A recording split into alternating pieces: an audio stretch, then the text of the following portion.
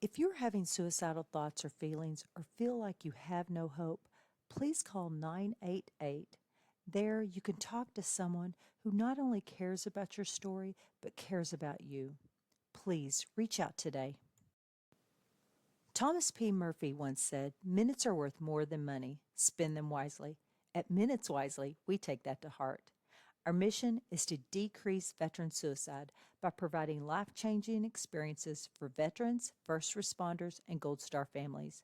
We believe that we can make a lasting impact by rekindling a sense of purpose and fostering community through sponsored tickets to sporting events.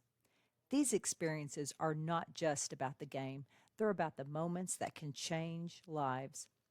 A simple sporting event can boost joy and instill a sense of renewed hope and purpose for those who have served.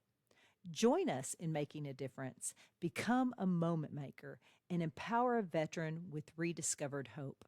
Visit minuteswisely.com for more information and to get involved. Together, we can make every moment count.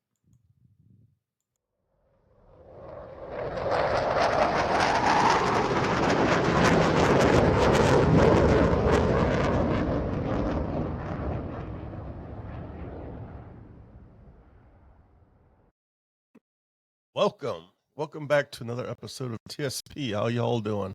Hello. Hi, guys. Hey, before we get started, I just want to remind everyone that this show spawned the nonprofit Minutes Wisely, and we send veterans, first responders, Gold Star did I say that right? Gold Star family members. Gold Star family members. My brain skipped beat. Hey, dude, you're missing a day. You thought it was like Wednesday. So yeah. I'm a mess. That's what happens when you have surgery and like you get brain fog. I can't even talk today. No, you can't. It's okay, man. It's okay. I forgive you. Anyways, couple of things that Minutes Wisely is doing here in the near future. I have two veterans, two separate families. They're both veterans. One's a Navy veteran, one's a Army veteran. Both of them have children that have brain cancer, and we're going to lift them up and do something really cool for them. So be on the lookout for some fundraising. I started the fundraising campaign today. I created it. I haven't sent it out yet, but one of the young boys is local here to Middle Tennessee. The other one is in Texas, and we're going to do something very cool for them, like really, really cool for them. And another one is a Gold Star mom. I have one of my board members taking her and her kids to a zoo, and not just the zoo, but we're going to get them backstage to different events at the zoo. So it's going to be very cool. That's the kind of things that Minutes Wisely does. And it's all because we sit here and run our suck for an hour. And talk to heroes. And talk to heroes. And like talk to Joe heroes. Staz. Joe, you okay? You frozen over there? No, I'm good. I was waiting for the intro. Yeah. All good. Hold on. Our last guest, Alexandra Janelli, one of my friends from high school that we interviewed, she actually wants me to talk about this. She's made up a code for all veterans, all of them, every single one of you. So write this fucking thing down. Okay, this code TSP 90, Tango Sierra Papa 90. That is the coupon code for 90 days of free Go Burble. It's hypnotism and calming app that she created that helps with PTSD. I've been using it for 45 days. It's amazing. She uses alpha, beta, theta waves, helps you go to sleep, helps you lose weight, helps you de-stress. It is an amazing application. And do yourself a favor, go check her out on Instagram because she's not bad to look at. Yeah, she's pretty cute. I've known her for 31 years. And it's funny. I love her to death, but she was a hippie. I mean, she was a hippie in high school, like Fish, Grateful Dead, Dave Matthews, which I love Dave Matthews. But like Fish and Grateful Dead, that wasn't like really my scene. But she was, she, she's awesome. She's amazing. She's not a hippie anymore. She's like a doctor. So she's awesome. Somebody Third gonna and, attack you? huh? Is somebody gonna attack you? No, my wife just came in and she overheard me talking about Alexandra. She wanted me to, Got busted. yeah, I got busted. Shit, sorry, hon. Marine Real Corps. ones. Now we gotta celebrate the real ones. The real people. Just kidding, Army. Go No, Navy. we're not. Beat No, we're not. Army. All right. Do you want me to? Yeah, Is it go ahead time? and introduce Mr. Joe Dude, Staz. I, boys and girls, men and women, pogues, operators, all the people that are listening to us, I want you to meet this hunk of a man, this 3rd Battalion, 8th Marines, India Company warrior that was my senior, I think. I don't know. I'm kind of fuzzy about like when he started, but I guess it'll all come back to me when he starts talking. But Joe Stazione, the man, the myth, the legend,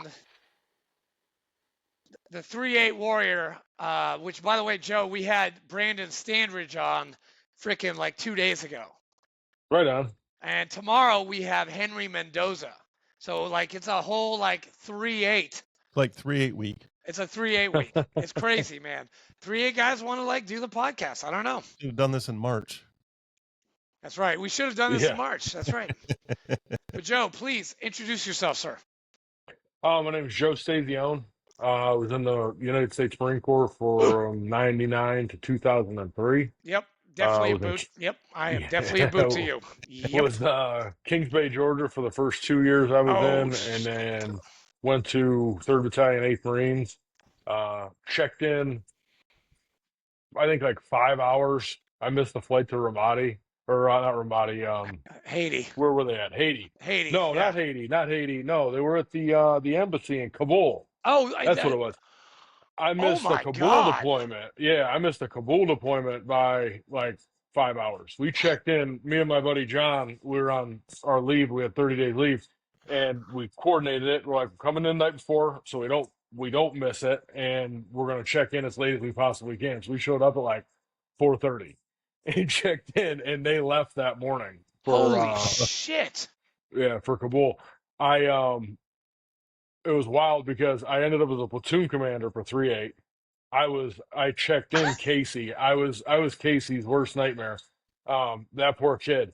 He yeah, God rest his soul. I love him, man. I know. Well, me and him actually, so that's a funny story.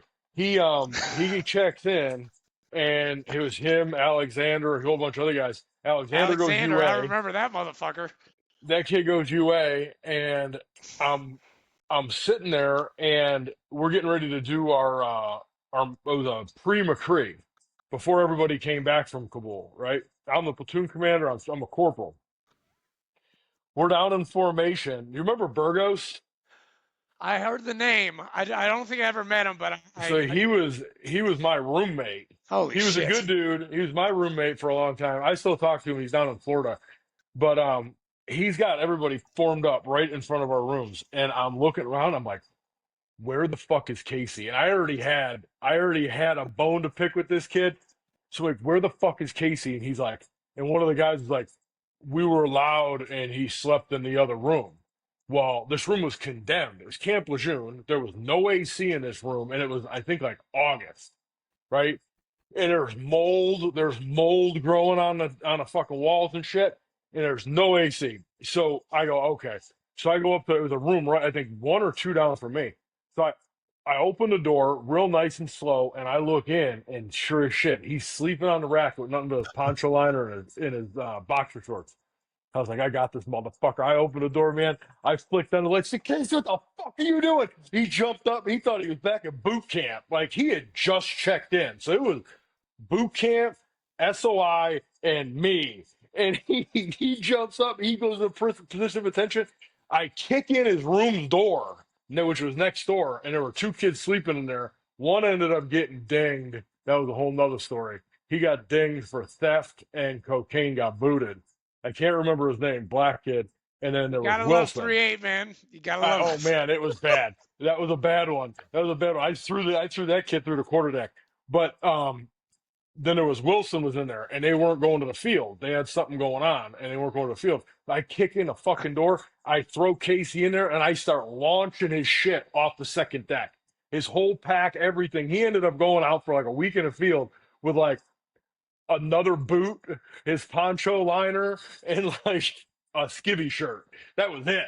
Like he ended up out of nothing, absolutely nothing. I flipped my shit, and we ended up week in the field after that.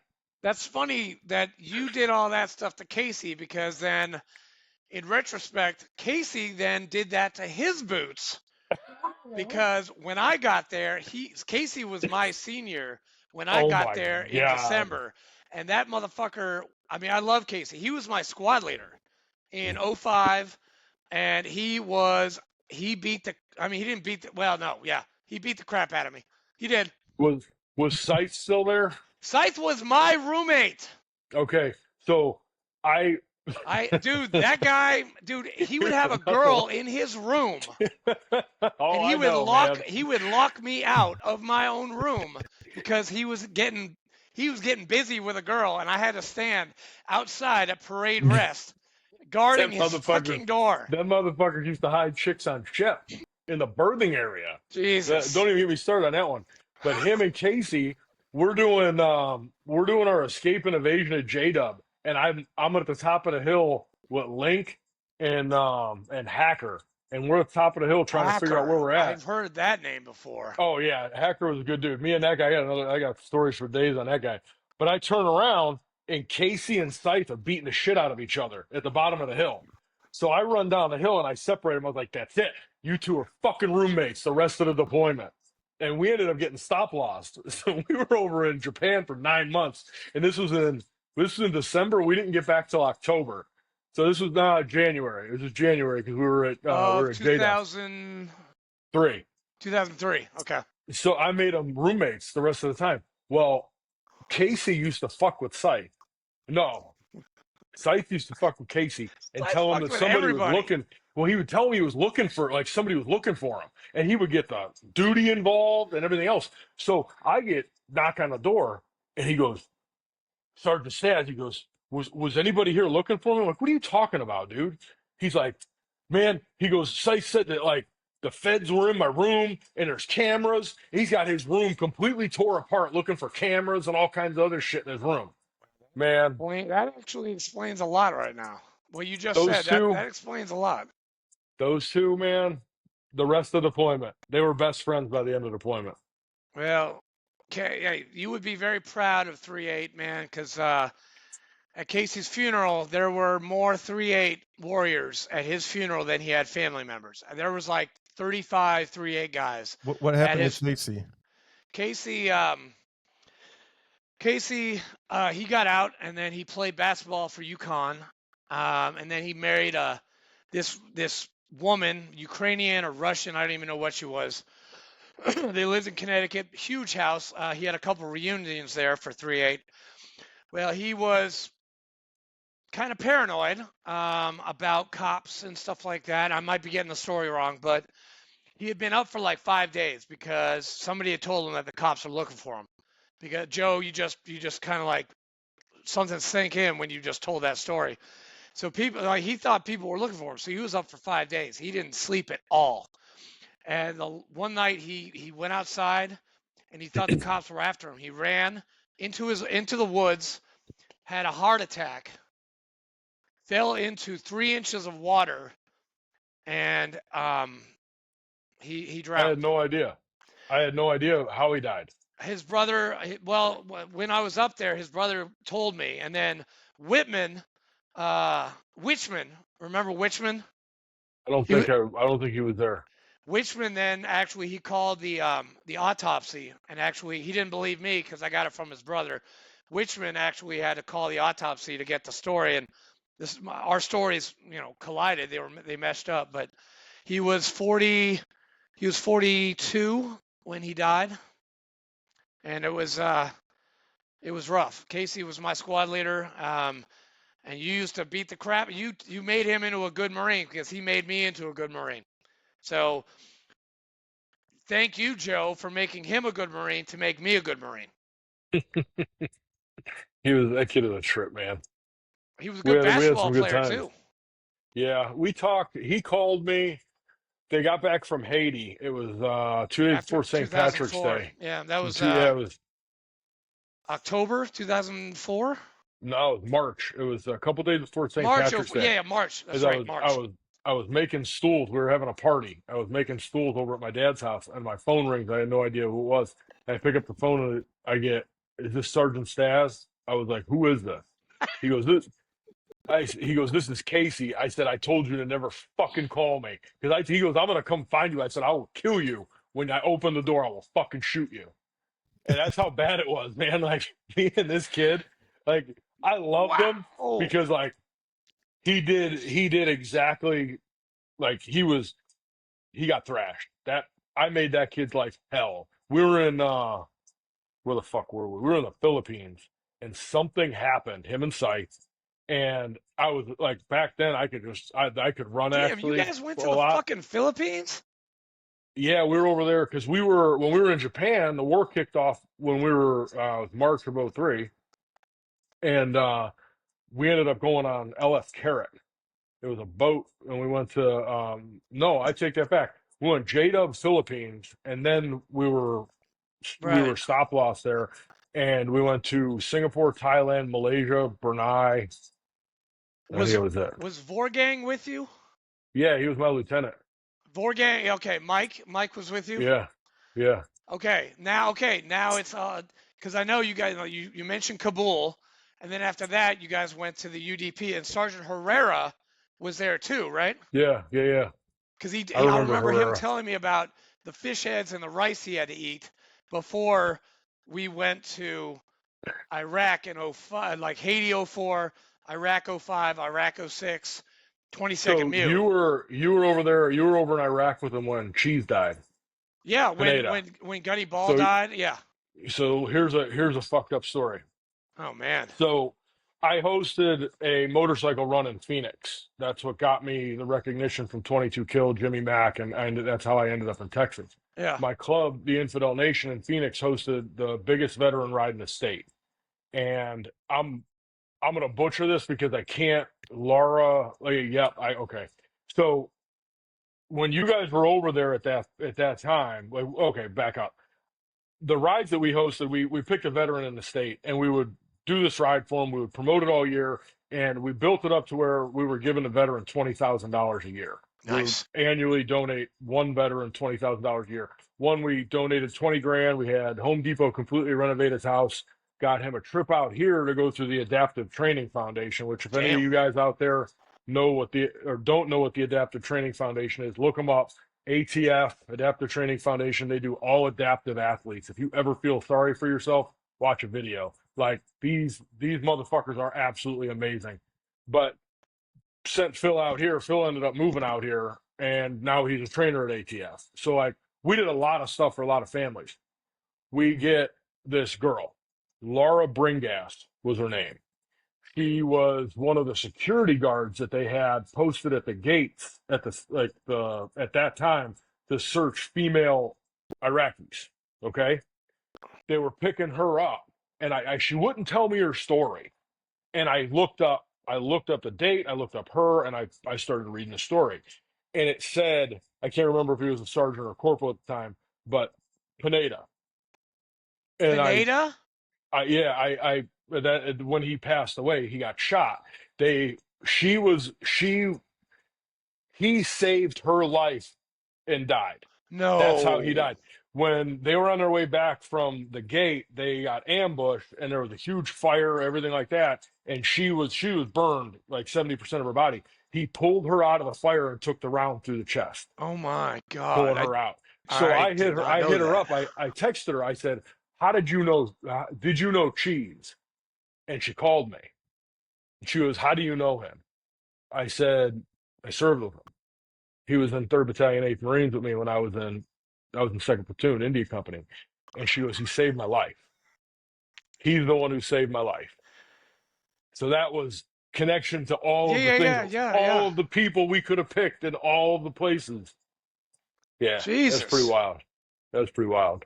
Are you okay? I have to ask this question, man, because you've given up.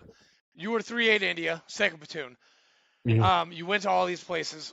Are you the godfather of the slam pigs? I don't even know what that is.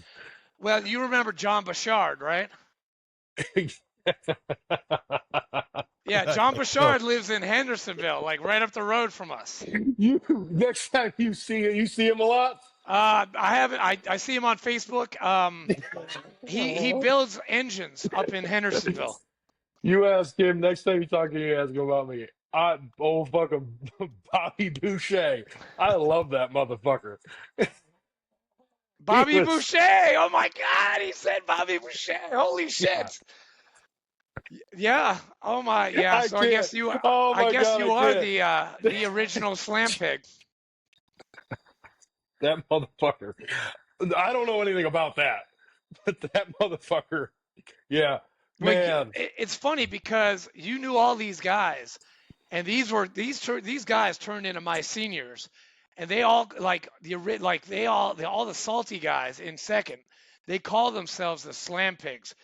Casey, Bouchard, Pettis, Potts, Stockton.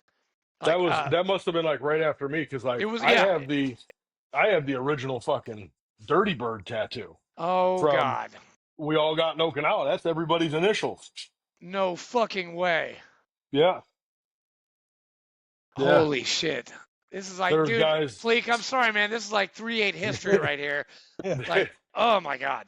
Damn. Yeah, there's guys on there that I don't know. There was guys that were out before I left. Now you when did you after Japan, what happened after Japan, the Philippines? So we got stop lost over there. We were supposed to be back in Lejeune in June because actually wrote on skivvy shirts. It was supposed to be Lejeune in June, and it was crossed out. In July, it was crossed out all the way to October. We got back in like late September, early October, and IEAS almost immediately. Okay. And a lot of us thought about lap moving. Because we watched the beginning of the war on CNN. You know, I went in peacetime. I went in '99. Had no idea, obviously the war was going to kick off or anything was going to happen. I was on post. I was sitting in the alarm control center, the main post of access into and out of all of the buildings in the limited area of all the nuclear weapons in Kings Bay, Georgia, when the towers came down. So that was absolute chaotic day, and all the things that led up to that, and all the things that went on with 3-8. Tried lap moving. They wouldn't let me lap move. I was going through a divorce while we were in Japan, and all they wanted me to do was be a part of the platoon. They sent me to Humvee school. They sent me to black belt school. They sent me Jesus. to all these different schools. They offered me jump school. They offered me sniper school. They offered me like everything to stay in. And I didn't want any of it. I just wanted to handle my divorce because at the time, all I had in my head was I was getting out. I remember sitting on a boat.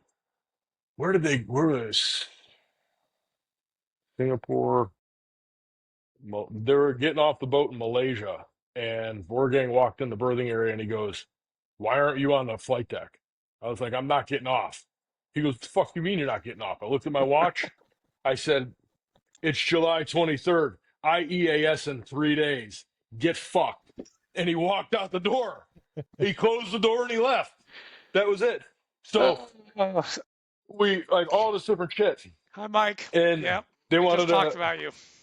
they wanted to NJP me, not Vorgang, but like First Sergeant Kitchen. Oh, And Toby Kitchen. Oh shit. First Sergeant Parrish. First Sergeant Parrish lost his shit. I was so mad. I was in my kilt. It was field day night, and he goes, "What in the fuck is that, Marine?" And he fucking lost his mind on me. You're wearing out there in wait. Okinawa. You're wearing a kilt, like Oh an yeah, actual kilt. Yeah, I had one. I played rugby for the Marine Corps and a couple of the base teams, and we just after the games we wore kilts. Yeah. That's wicked. That's cool. So yeah, a lot of different stuff. But I tried to lap move, but all that was going on, and then the divorce, and I got out. I moved to Arizona. I got out October 10th, 2003. Got to Arizona October 21st, the day after my birthday that year. And then it was a weird few years. So didn't know I raided the VA. Didn't know I didn't like, and nobody knew anything back then, right? Completely 2003. Like, bro, like you got out in 2003 or around about that time, and you try to do anything related, like GI Bill, all that stuff. They had no fucking clue what was going on. Veteran benefits, nobody knew about veteran benefits. My recruiter, you be able to get a job anywhere, man. You be able to do whatever the fuck you want to do when you get out. Tijuana, the donkey show. I'm like, sign me the fuck up. He's exactly what he said. He goes, what, the Tijuana saw the donkey fuck this chick. I said, sign me up, man. What the fuck is going on? It's insane. He told me I'd be able to get a job anywhere. So I get out. What the fuck am I gonna do? I had when I was in Japan, because right before we deployed to Japan, which all the senior guys they were coming back from Kabul weren't really happy because I was 2 days, day and a half on the McCree, and then I had Commandant signed orders to go play rugby for the Marine Corps. So I left our actual like pre-deployment deployment to go play rugby for 2 weeks. Jesus. Played all over the world, with different ports we went to and stuff like that. So I had a pretty extensive resume by the time I got out, and I sent it to ASU. I got picked up by ASU. But I had to pay to go to college. They were gonna put me on a team, and then coach of Scottsdale or coach of Cave Creek messaged me, and my dad lived in Cave Creek, so I ended up getting out and playing for Cave Creek. I was like, well, I want to go to school. No idea where to start. What I didn't know is that I actually had to pay some fucking bills. So I remember I came home from a rugby game. I was in my kilt. I was smashed. And my mom was like, this ain't happening. What the fuck are you doing? I was like 24 years old, right? So immediately, I wasn't even out a month. And I was already moved in with a buddy of mine, Sanchez. He got out with us. You would have known him. They would call him Dirty. So if there were That any was Dirty stories that rolled around, Sanchez. Dirt. Yeah, I gave him that nickname. It was I've I heard. moved Yeah. in with Yeah. his I moved in with his cousin, which Jesus. was a train wreck. But I didn't know, like, I had to get a job. So my dad hooks me up. I start pumping concrete for a big pump company in Phoenix. And then that was it. I was playing rugby and I was pumping concrete. My dreams of going to college and everything else out the window. I didn't know anything. You know what I mean? Like I didn't know how to apply for GI Bill or any of that shit. 2 years later, I ended up going to community college. Year and a half later, that didn't go very well. Still pumping concrete, but I pumped concrete. I was a forklift operator. I was a laborer on a rail crew doing light rail in Phoenix. I was a carpenter working for my dad. I went back to pumping concrete. I worked at a gym. I worked at a mortgage company. And then a buddy of mine that I'm still really good friends with, we were out on this boat and I was like, man, I said, Dally, what do you do? And he's like, oh, I do construction site safety. Like, well, what the fuck is that? And he got me all my certifications, and I ended up going to work for a consulting company. And I stayed working for the consulting company, and I worked for Kiewit Construction for a couple of years, and then I went back to the consulting company because it was such good money. I was making 90 grand in Phoenix Jesus. and out at Intel, it was super easy. But I looked at it the same way I did as a sergeant in the Marine Corps. Like everybody went home safe today. Everybody went home alive. You know what I mean? All their fingers, all their toes. That was my job. And my crews would be so dialed in that other safety guys would get pissy with me. So it was one of those things where I just kind of like bit my tongue and didn't know what to do. It's like, you are fucking retarded, and is what I wanted to tell everybody. Well, luckily, the owner of the company I was working for was a fucking Marine.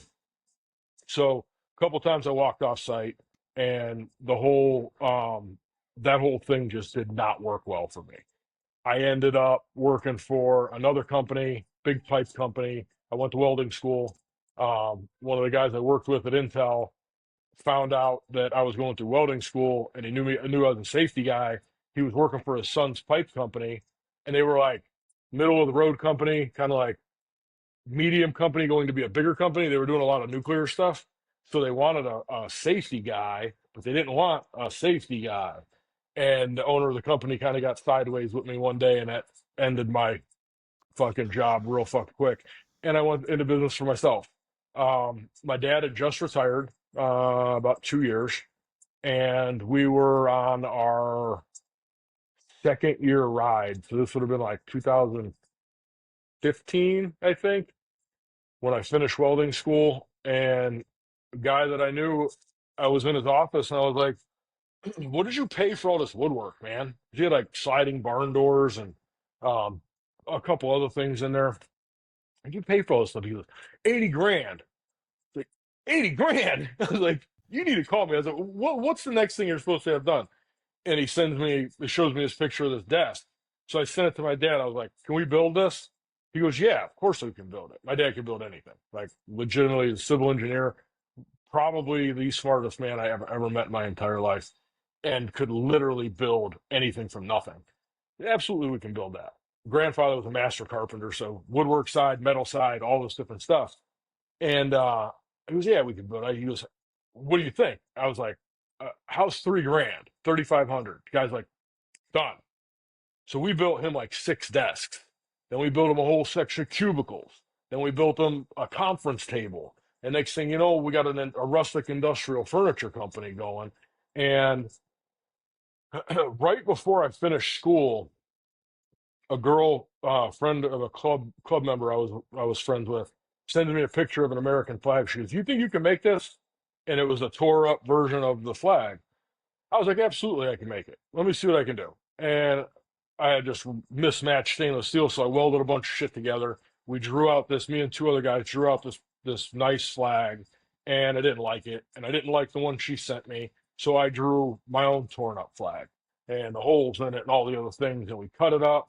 We cut each individual stripe, and we bent everything. We tacked everything together. We heated it for color, and we put it up in the clubhouse.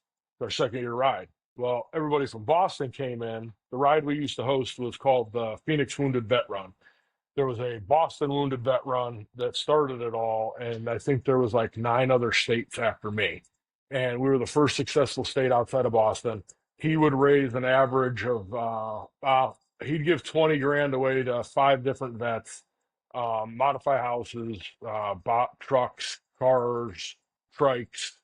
He'd take care of these people, but he'd usually do 5 vets a year, and they would Yeah. shut down the entire city. 20,000 bikes, 10,000 bikes, something like that. 10,000 Oh bikes, shit. 10,000 bikes, about 20 to 30,000 people would show up. It was absolutely insane. Took 3 municipalities, police to do the whole escort, 2-hour ride through Boston. Absolutely unbelievable. It was like a parade. You had Whoa. people lining the streets. Look it up. Boston Wounded Vet Run. Yeah. Andy's a great dude. He wrote a book called The Rifle. That's Um, him? yeah, that's Andy Biggio. Yeah, Real I've got the good dude. rifle downstairs. It's a great Yeah, book. yeah. Andy's a pretty rad dude. But he started the ride, and we hung it in the clubhouse. Everybody from Boston came in, saw the flag, and sales went through the roof. So that was how I started doing the flags. The ride, funny funny story there. I had when I first started my club in Arizona, I had called the dude out for stolen valor that started it with me. He told me, "Man, we're good. Don't need to do anything." Blah blah blah. I didn't know shit. I bought a motorcycle. About 6 months later, he's like, "Let's do this thing." I'm like, "All right, sounds like a good idea." I got a patch, and I found out he was. He said he was second recon, Huh. purple, 2 Purple Hearts, Bronze Star, all this other stuff. I found out he was With a a Lance V? Corporal and With a V? yeah. I found out he was a Lance Corporal in an Arty unit. Well, I called him out, I booted him, and I ended up squaring up everything in the state and with my guys. And luckily I had one other dude, Army vet, and then I found 3 civilians that would stand with me, and we ended up standing up the Infidel Nation, which there was a chapter in Tennessee for a while. They were doing some Really? pretty good stuff. Yeah, like right around your area. Kid's name was Andy. He they ended up shutting down, I think, like 4 years ago. Huh. Some different stuff, politics and community anyway. But the guy I called out, I had a page on my website, Fakes and Posers page. Well, Andy calls me up, Biggio, and he's like, "Hey, there's a guy running around with your patch on. They called out for stolen valor. I was like, yeah, I'm the one that called him out. He goes, I'm Andy Biggio. Have you ever heard of the Boston Wounded Vet Run? I was like, no, I have not. He goes, we should do this in Phoenix. So him, saluting Marine Tim Chambers, and then one of their honorees came out to Arizona, and we lined out a route, our Scottsdale Harley, our start point, where Bob Parsons, the owner of GoDaddy, he was a 1st Battalion Vietnam era Purple Heart recipient Marine, multi-billionaire. So his bike was up there, and I asked him, whose bike is this? Painted up, pin-up girl, everything. Because that's Bob Parsons, that's the owner. I said, I want to talk to your event coordinator. I want to host a ride out of here. And they came down, they were like, yeah, another veteran ride. Cool. In the beginning. And then we show up. It's pouring rain. Our honoree, his name was Mason Steele. This was ride number 1. Mason Steele took a piece of shrapnel through his face, blew off, I think it was the whole left side of his face. He wasn't in country. This is his first fucking convoy, or first time outside the wire, and he gets his face blown off. His dad came up to me after the ride. He goes, and I think it was like 2 years prior, 3 years prior to this, that he got blown up. It could have been more. I memory's a little foggy from back then. But he goes, I haven't seen my son smile since he got blown up. And he's been smiling all day. It physically hurts his face to smile, and he can't stop smiling. Thank you. And that was our first ride. We had 150 riders in monsoon rain the entire time. We raised $15,000. We gave Mason 11 grand. And that's how that whole thing started. And the last one I helped host, they just had their 10-year last year. The last one I was involved with, we had 1,350 bikes. We raised just over $40,000, and we gave 20 away. Yeah. So Wow. Holy fucking shit. Jesus. wild times, man.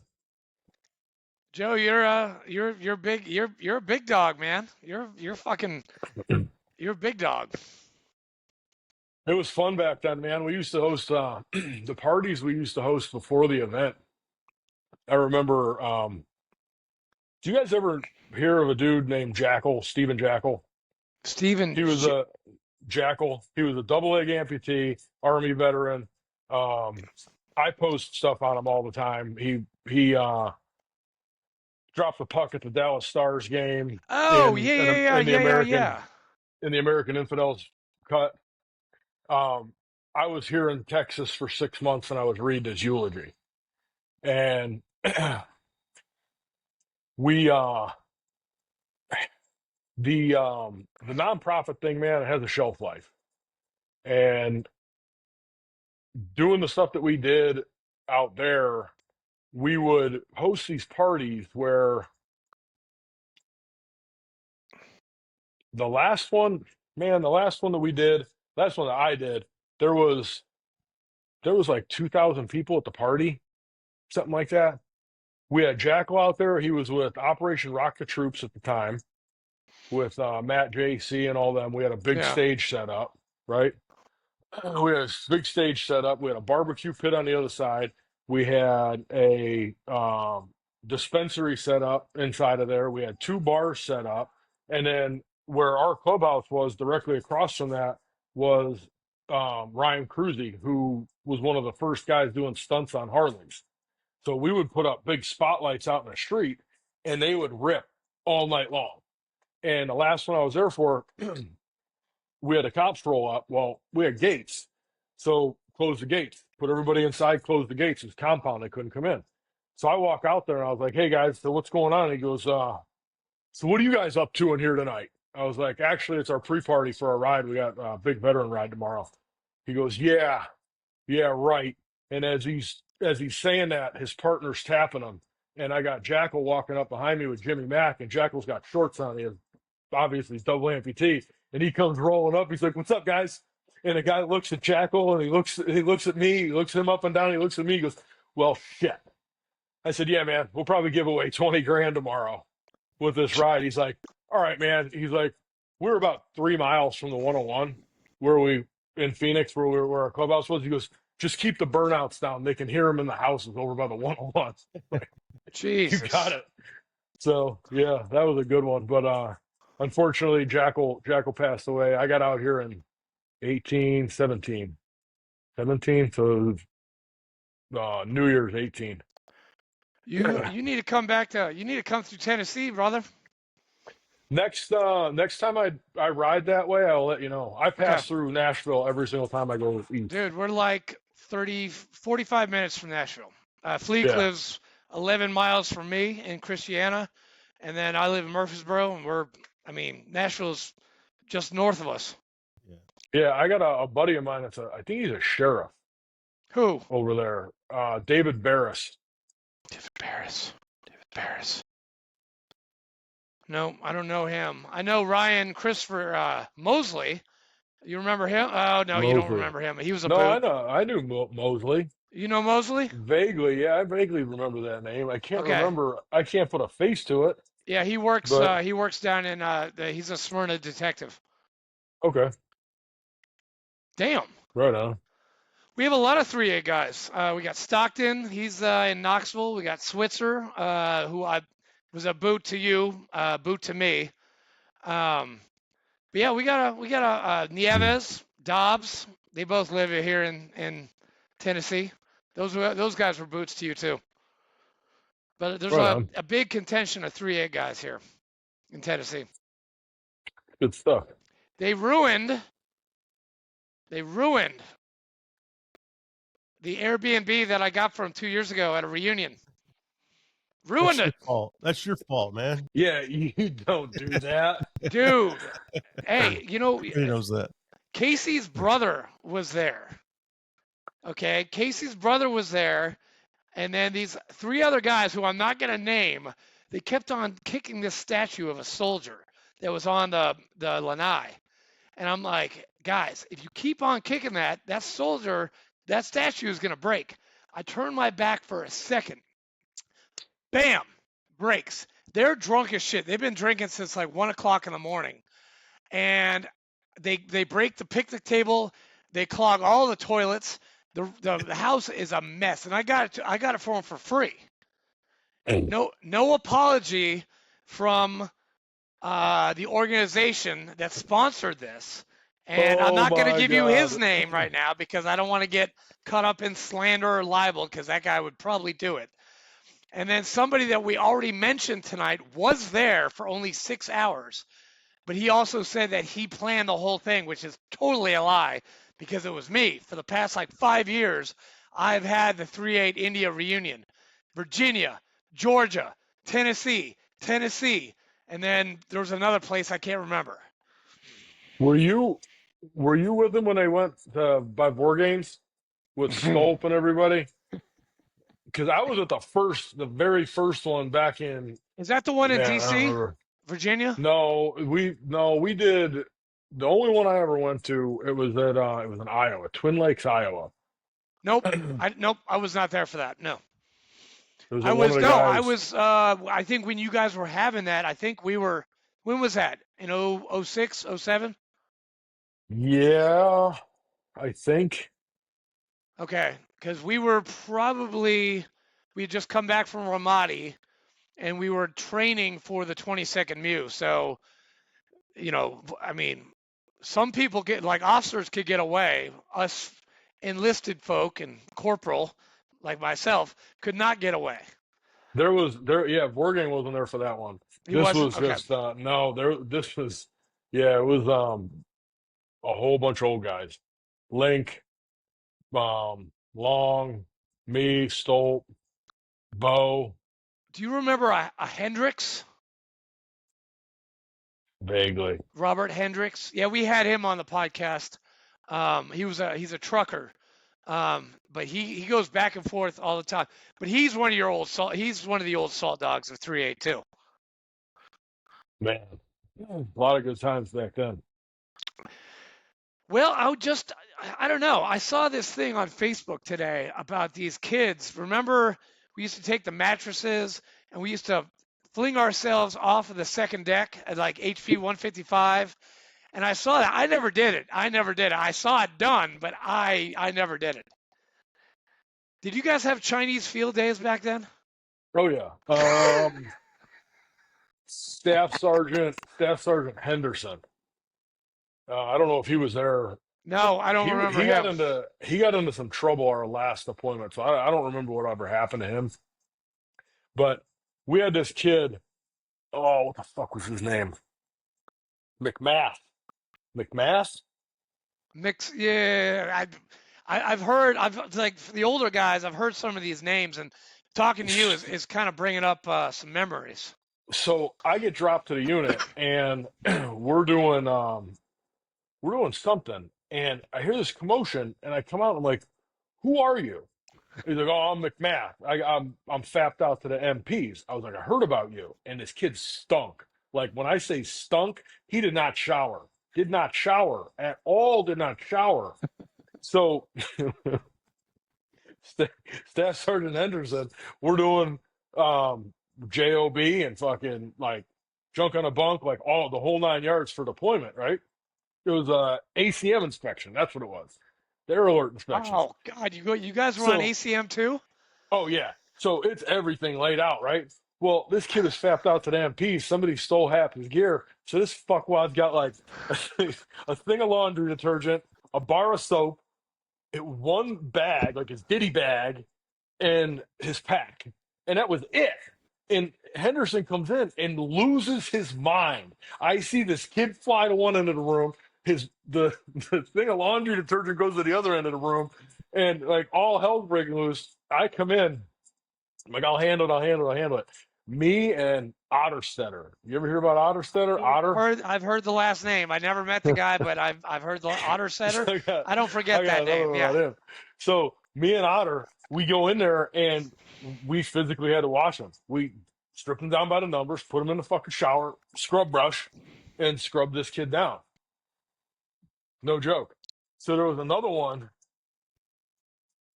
It was Davis. That was the kid's name. The little black kid that got booted. His name was Davis. We had two white Davises, so I don't know a black Davis. Sorry. No, this one, he was gone. He was gone by the time, like, First Sergeant Kitchen beat the brakes off of this kid in his office. I was sitting outside of his office. I walked, and there's the kid I threw through the quarterdeck because he lied to me. Told me, he's like, "No, Sergeant, I did coke last night." I was like, "You motherfucker." I grabbed him by the back of the head and just, boom, right through the door. That 3-8, I don't know if it was the same duty as you guys. It was like a door like this, right? And then the duty was gone. Oh, yeah. In the main COC, like the company office. Yeah. The officer of the day was gone, but the sergeant of the day, or whatever, was the duty NCO. He was there, and this kid smashes into the duty desk, and he jumps up, looks. He was logging in. He looks down. I was like, he fell, and I literally dragged him into the company office for theft. He got caught stealing. Article 121. Oh my God. So I come outside my room, Burgos. He called me. He was on his, he was going through SEPs and everything. That Davis kid. He calls me up and Corporal, I need a ride. I'm over at this. I said, fucking walk. And I hung up the phone. Right. And this was daily. I'd be on duty, but Corporal Stazione, it's Davis. Click, walk, click. I hated him. He lied to me and he stole. I don't do that. He stole from one of his own guys while he was sleeping. Right? Another story. Anyway, he calls Burgos. Burgos, my roommate at the time. So Burgos goes down to the duty, and we didn't know it was Davis. Well, Burgos doesn't come back. We're sitting up in a room fucking off, and Burgos never comes back. So I look outside the door, and he's outside with this big sergeant from weapons company. I was like, fuck did Davis do? And Burgos looks at me, how'd you know? I was like, I don't know, man. It's just the topic of the day. Yeah, it's just the topic of the day. He goes, man, he stole a car. I said, he did what? He did what? He goes, he stole a fucking car. He goes, he was out with this Lance Corporal, and the Lance Corporal was standing next to this massive sergeant. He was out with this kid last night. They came to my house, and they were both drunk, so I put them to bed. Woke up this morning. All my CDs are gone. This is the sergeant telling me this. He goes, all my CDs are gone and his girlfriend's car. I'm like, awesome. So Duty comes out. Corporal Burgos, Davis is on the phone. I said, nope, I'll take this one. I get down there. So where the fuck are you? He goes, Corporal, I got my girl pregnant. I had to tell her mom. I said, I don't give a fuck. What is going on? You need to bring this car back right now. I said, you're going to get hit like Grand Theft Auto, man. Like, you're in big trouble. So he comes back, and I'm standing downstairs. And you remember, like, the old barracks, like staircase, right? Yeah. The laundry rooms. Yep. Little laundry rooms. The kid's sitting there that he stole a car from in a laundry room. I'm over here. Come give me the keys. I was like, Davis looks at me like this. I said, go give him the keys, man.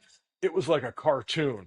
When he got to that door, he got snatched up, dragged into the fucking. By the time I made it from the curb to the laundry room, it looked like a murder scene.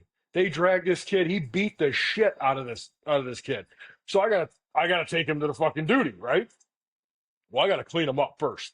So I kick in Otter's door. Otter's sleeping, just came off duty. He wakes up, looks at him, and he goes, oh my God. He goes, you finally did it. What did you do? I was like, I didn't do it, man. I did not do it. He goes, I say, get Doc right now. We need to call Doc. So he calls Doc. He gets Doc. Doc comes down, walks in. Two docs and one of the other corporals. They look at him and go, holy shit, what did you do? What the fuck did you do? I said, he fell down the steps, man. Patch this kid up. I got to take him to first sergeant. So I take him over. I get him. This one, he lied to me. I said, is there anything else I need to know? We're right at the steps of the company office. I did cocaine last night. Threw him through the fucking door. He sits in there for probably 3 hours waiting for First Sergeant Kitchen. Boy, that was the second time. Never saw that kid again. Never saw that kid again. I just can't believe First Sergeant Kitchen was the company first sergeant for India Company. When I knew him, he was Kilo Company's first sergeant. I remember his brief when we got to Okinawa. He's like, don't fuck up. I am a made man in this motherfucker. You will leave here with no rank. All right. I could definitely see him doing that. Hey, Joe.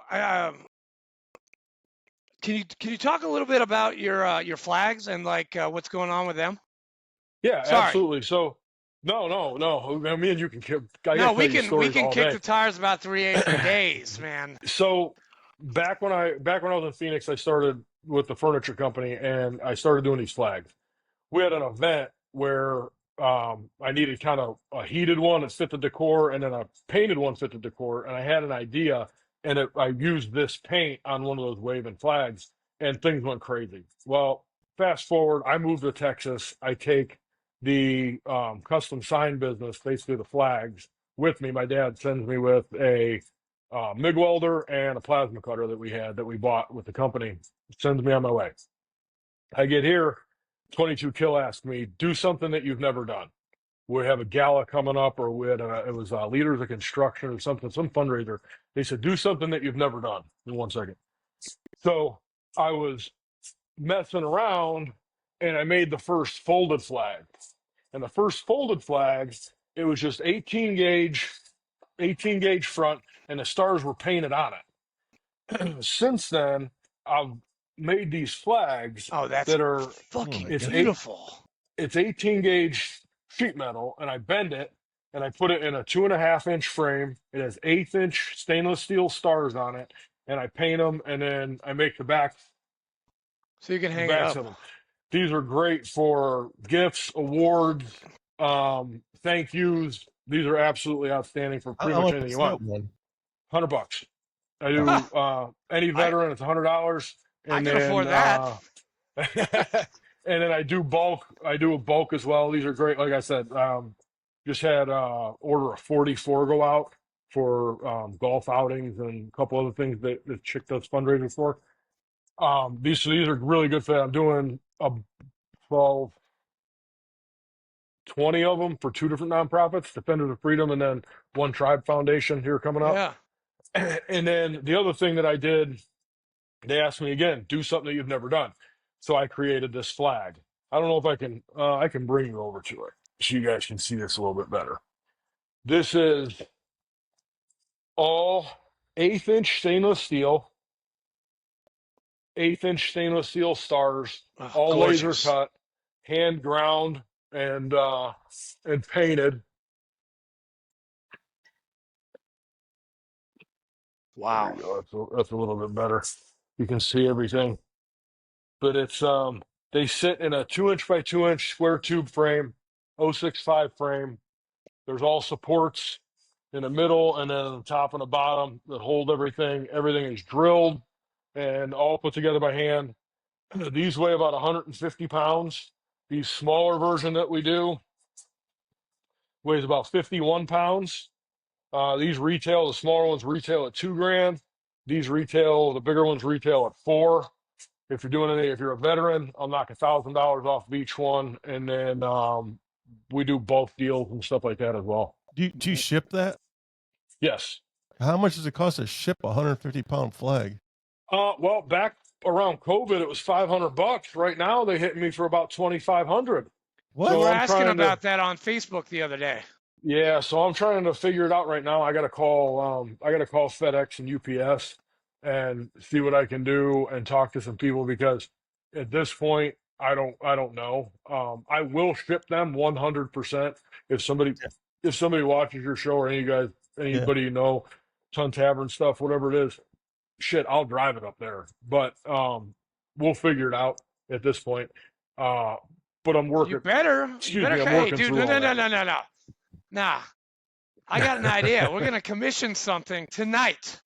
4-Ton Tavern. Okay. You're gonna come up to Tennessee, and then we're gonna drive together. Cause I'm already booked. Like I'm already up there. Like I already got I've got a timeshare in Hershey, PA, which is like an hour and a half away from Philly, and I don't drink no more. So I'm gonna be the DD for everybody. I'm picking up 4 other second platoon guys. We're all going up, and we're gonna have a good time. Oh boy. Yeah. But these Goodbye to guys, that. hey, these Goodbye to guys are that condo. serious. These guys are no, these guys are not gonna fuck anything up. These guys are good. Like Gilberto Rodriguez, Switzer, Carl Golian, all these guys, they're good guys. They're not gonna break any shit. But we'll go together. Shit, damn, Let's figure it out. you were doing some crazy stuff, man. Thank you. What else do I have around here? So I'm getting ready for Sturgis right now. Do you have a So trailer that you pile all that stuff in when you go to shows? do I have what?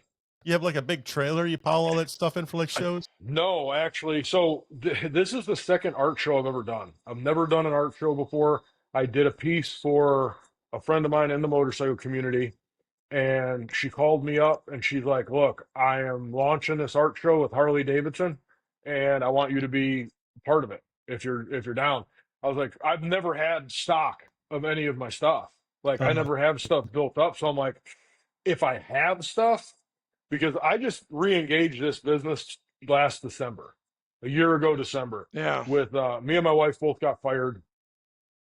Long story, lawsuits and a whole bunch of other shit, and it forced my hand into. I'm 45 right now. I'll be 46 here in October. So do I go to Lowe's and get a job and try and collect a retirement someday when I'm 90?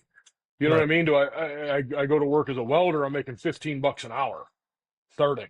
You know what I mean? So it's Yeah. like those weren't options for me. So my wife got a great job working for Benchmark Mortgage, and I went back into fabricating. So I started back in 20. I started painting bikes and helmets because 21 March of 21 was my last big order I had of flags, and it was for a fundraiser. And I didn't get any more calls until about 3 years ago. Jimmy asked me to do something for a big event that they do here, and I was like, "Fuck it, I'm just gonna go into painting bikes and helmets and doing this other stuff." I was working security, and I really enjoyed the like metal flake, gold leaf, pinstriping, and all that different stuff. So I put the two together, and just this year I did a series of 5 Mona Lisas. I'm bringing 2 of them up there for sale. I have 3 still. Um, one I just haven't shipped to one of my guys, one of my buddies in Boston. but then the other two I have for sale. I did. Whoa, yes, Andy Warhol soup, Campbell soup can. Nice. What? Oh, that's cool as shit, dude. So I did that one, and then right after this one, that's when the Mona Lisa started. And I did a series of five of them, five different backers, like five different back plates. Mona Lisa was the same on all five, and then all the backs were different. Like the first one, it said had roses on it, and it said Mona Lisa around it, and silver leaf and airbrush, and then it was pinstriped with a gold leaf border. The second one was white flake, silver leaf border painted blue with blue sun rays behind her on the standoff on the white flake. So it was absolutely awesome. The third one that I did was purple flake, and it was pinstriped, 100% pinstripe gray with a gold leaf border. Um, Number four was Louis Vuitton, the whole Louis Vuitton pattern with a big LV in the side of it with a gold leaf border.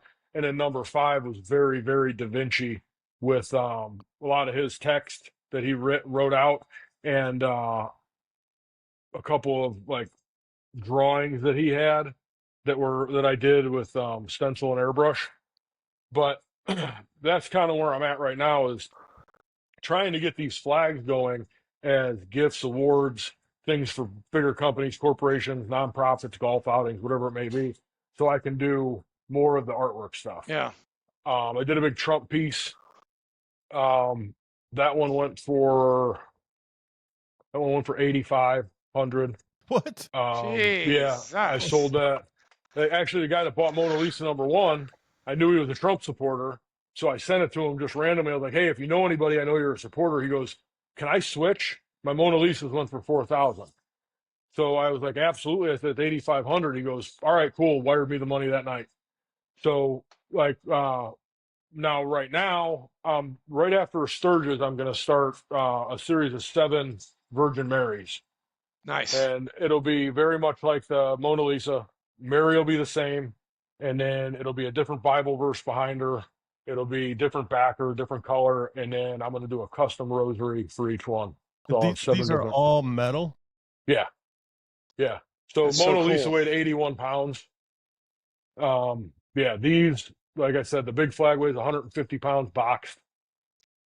But I make special hanging hardware for everything, and everything sits flush on your wall. Hey, Joe, by the way, I was trying to remember while you were talking. I did send an intro to Pat Daly uh, on June 27th, an introduction. And he was supposed to get back to you. I will send this again tonight. Okay.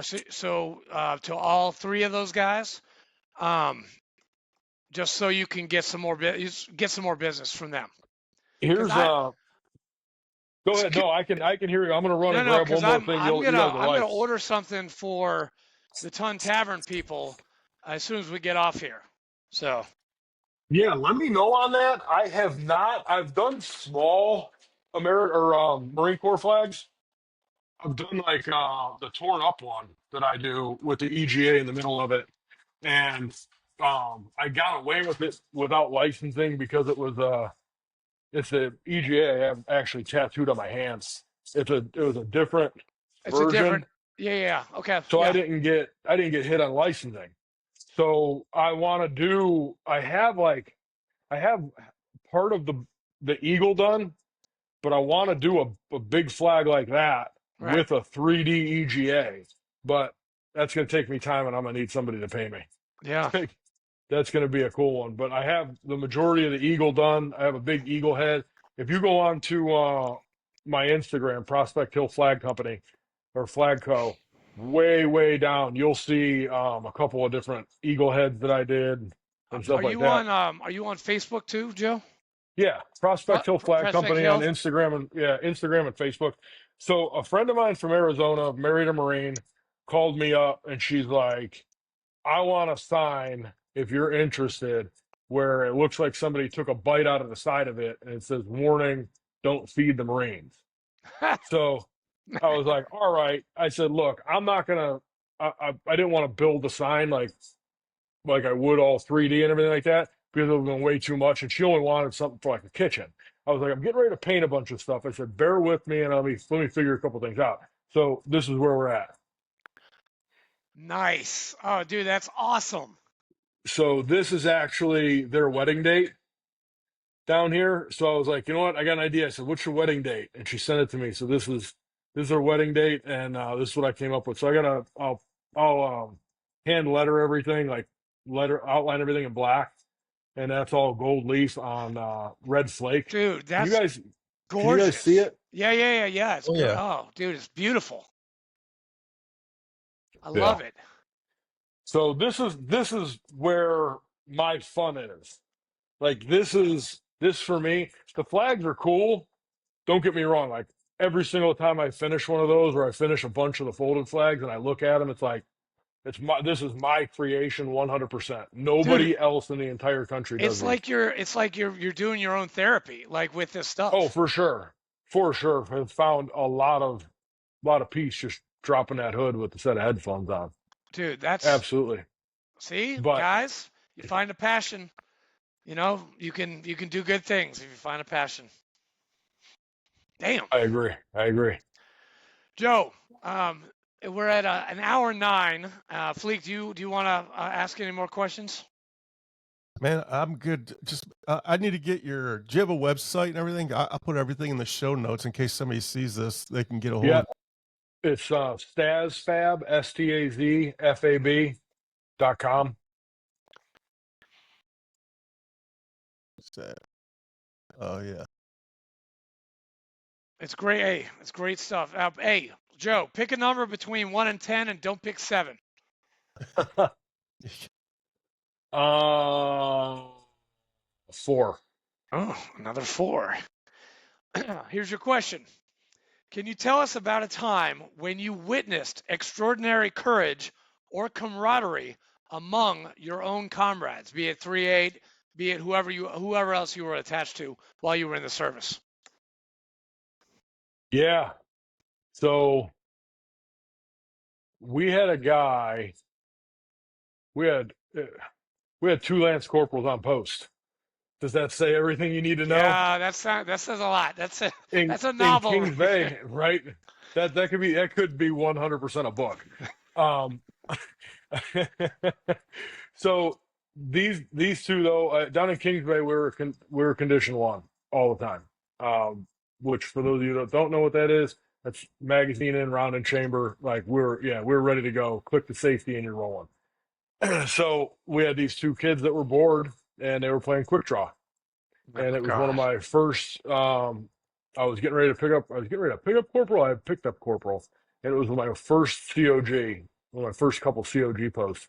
And I'm standing. The way that it was set up is inside of where our barracks was. We lived in a basically a bunker, and it would have withstood a blast if it was a nuclear blast that happened. And there you had the alarm control center inside of there, which is behind a bulletproof door. Then you had the quarterdeck, and then you had Mike 20, which is basically comms, let people into the barracks, um, communicated with all the posts on radios, swapped radios, charged radios, all that stuff. I'm sitting in there logging in with the corporal that's on, and he's showing me what to do, and a call comes into the alarm control center, and kid's screaming. He's like, "Shot Brozak! I shot Brozak!" Well, holy shit! I looked at Machado was the corporal that was on. He was coming off. I was going on. I looked at Machado. I was like, "We got to go!" And we jumped in the truck and we hauled ass to the ECP. And as soon as we opened the door of the ECP, that ammonia smell from the gunpowder just blasted you right in the face. And this kid's on the ground and he's screaming. And without a second thought, like Machado pulled off his belt, tourniquet on the kid's leg, and we tended to him as we were handling everything else that was the chaos that was going on in there. I did not deploy. I did not go to combat. I did not go to Haiti with them. I didn't go to Ramadi. I wasn't in any of that stuff. I got out '03 before shit got really fucking weird. So uh my interactions with anything like that were very, very limited, but that's one thing that stands out in my mind. He acted pretty damn quick, did what needed to be done, and we put the kid on a life flight right outside the barracks there, right outside the post, and sent him away. Jeez. What happened to the dude that shot him? Like, what the hell? He Leavenworth for a period. Nice. Yeah, I saw him on Facebook. He was a Bible thumper. Dude went to like church like 5 days a week, and they were just fucking bored. Literally, captain left, went left to get gas, and as soon as he turned the corner, the kid, they were fucking around on a post, and he went out, checked the vehicle, and he put the magazine in and put his weapon in the holster. He didn't lock around. The kid in the inside sentry locked around, put it in his holster. And as soon as he came in, boom, What? got him right through one leg, into the other leg, God. lodged, and shattered this femur, lodged in this femur, and the kid now has 2 titanium rods in his legs. Jesus. It's Yeah. like one of our 3-8 guys. Well, after you left, he was at home cleaning his personal pistol. What are you supposed to do when you get a pistol handed to you, or you're handling with a gun? What's Clear the it. first thing you do? Clear it. You clear it. You check if it's loaded. This guy was cleaning his pistol. Calm guy. Shot himself in the damn leg in his home So, while we were We're- like getting ready for deployment. Oh my God. Yeah. oh, look, man, we were getting ready to leave for Japan, and these 2 guys were on leave, and they come back in casts, not going on deployment with them. Like, what the fuck happened? It's like they went squirrel hunting, right? The squirrel ran up his leg, so this idiot shot him, and the squirrel ran over here and went up his leg. So the idiot that got shot was on the ground and shot it. Are you fucking serious right now, man? Like, Hey, Joe, last question, man. Last question before we end Shoot. this. Was Gunny Lambert around? Lambert. A Lambert, big black guy, talked a lot about guns, talking about like his limo speeches were awesome. Like he has a bag of lie, a shotgun, and here's my phone number. If anything goes wrong, give me a call. I'll take care of it. No. You guys didn't have him? No, that's Okay. not like my limo brief. Dude, that shit was, oh. What was your, okay. Tell me a limo brief that you got told one time. Oh, it was my guys were the easy ones. Like, you drink, don't drive. You drive, don't drink. Blah, blah, blah, blah, blah, blah, blah. Yeah. They were Oh, boring. That But I was, used to, like, all the stuff, like, I used to take care of my guys as much as I could. Like, we had one kid show up to, was Barr still there? BARR? Was he still there? all these names, I heard them from like the salty guys, from Bashard and from Casey. This dude shows up to the front gate with fucking fingernail polish and lipstick on and fishnets. What? Coming from a Yeah. goth show. Yeah. What? At Lejeune? Oh, yeah. At Lejeune. They called me up, come wake me up, or we were partying, whatever. You got to go down and pick up Bar at the front gate. I'm like, what? Why? Like, he's wearing lipstick and nail polish. Okay, so I guess Like, it happened what? it happened in 2003. People were just experimenting. It happened This back was- then too. He was a goth kid, like one of them weird, yeah. We had Ugh. another one in Japan that liked to be cut. Like, Oh, dude, he was a cutter. we can go for a long time. I Dude. can tell you stories. Holy shit! Joe, I am so glad that we reunited, and I'm so glad you're on this podcast. Fleek and I are very, very happy to have talked to you tonight. And to the people out there, go on Prospect Hill Flag Company, order some shit. I'm about to. I know Fleek's about to too, because his eyes got really wide when that little triangle you showed That that. triangle thing was badass. It is Thank you. badass. Yeah. Thank you. Dope. But hey, Fleek, you got any saved rounds for the kiddies at home? So, has anybody ever given you like a logo and you built something out of a logo? Like you do Yeah, a- if you go onto the Instagram, I've done Dixon Flannel Company. I did one of their tags. I'm doing a logo for a counseling company a buddy of mine owns. I do all kinds of different stuff. I got one I love for this you, and pretty so cool, does man. I Fleek gotta- has I gotta- one for you. I gotta I see if got you one can do for you mine. too.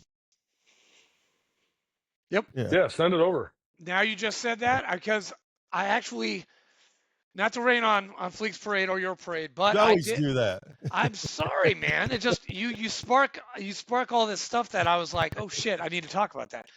I did something with Patch. Do you know Patch Ops? Do you know Tim Hickey, that guy who does PatchOps.com? No.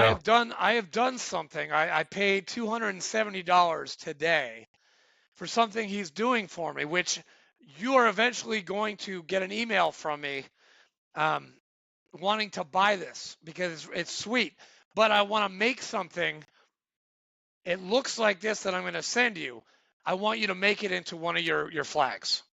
Okay. I really do. Yeah. Okay. Yeah, send it to me.